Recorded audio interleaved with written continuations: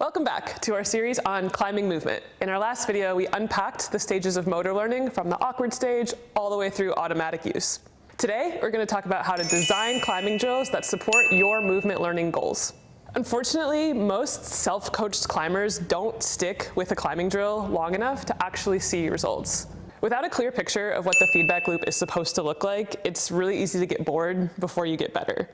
In this video, we're going to teach you how to use feedback loops in your drill design so that you can monitor your progress and actually learn new climbing movement skills.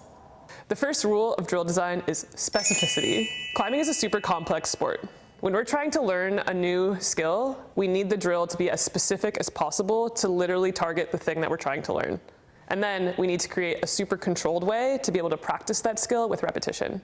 In our last video, we talked about the cognitive phase of motor learning. This is the phase where the skill feels the most awkward. So in this phase, the drill needs to be as simple and straightforward as possible. For example, when I teach dead pointing, the first thing that I want the climber to understand is how it feels to use momentum to move to a new hold. We start this drill super simple. Feet on the ground, no climbing shoes, you're literally standing on the ground, because all I want the climber to feel is how to generate momentum and how to trust the generation of that momentum. I have the climber move to a hold that's as juggy as possible. It doesn't need to be complex, it doesn't need to be a big move, it's just about how to generate momentum from that arm. We might repeat this drill exactly the same way and with exactly the same holds for a couple sessions. As the climber moves from the cognitive phase to the associative phase, the drill needs to be more adaptable, which brings us to our second rule of drill design, adaptability. The question that we ask here is, how will we adapt the drill when the climber is ready to try the skill in new contexts? It's important to think about adaptability when you're designing your drill so that you don't accidentally end up designing a drill that teaches you that the skill can only be used in like super precise contexts. In the example of our dead point drill, the first way that we can adapt the drill is by having the climber try different holds at varying distances. The third and very important rule of drill design is to define your feedback loops. A feedback loop is the checkpoint where you receive information on your progress.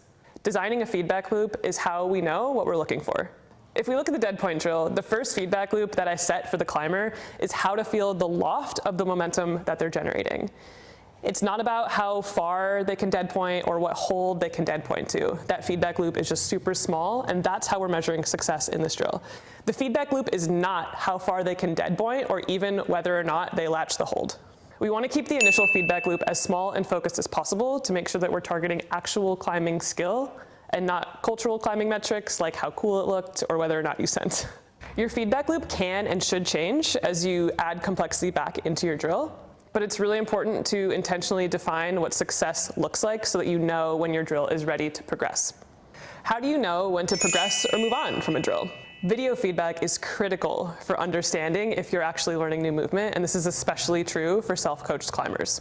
Get really good at filming yourself and analyzing what you see. A good drill will feel repetitive, so you'll have to find ways to stay engaged if you want to stick with it long enough to actually see progress. Get really curious about what you're seeing in your own climbing and measure it against the feedback loop that you set for the drill. If you're working with a coach, they'll help you understand how long to stick with the drill and when to progress it.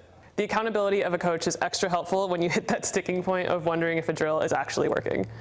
Once you're nailing your feedback loop, it's probably time to progress the drill. We want to slowly start to add complexity back in until the drill looks more and more like you're just climbing. So the dead point drill starts with 2 feet on the ground. Once the climber has learned to use momentum to loft up to the hold and freeze that momentum, we're ready to progress the drill. And the next thing that we introduce is putting the feet back on the wall. So this helps the climber move the skill from an isolated drill into something that they can integrate into their climbing. As the climber learns to do the movement without consciously cueing it, they have more cognitive horsepower available to add in additional complexities, and the drill starts to feel more like just climbing. It takes patience and persistence to learn new climbing movement, but it is possible to break out of your defaults. Hopefully this series helped you get excited about creative ways to expand your movement toolkit through motor learning and drill design. Thanks for following along with our first YouTube series. Let us know what you thought of the series in the comments. Unless you're gonna be a dick. And also let us know if there's something you'd like us to cover in future videos. Stay tuned for more.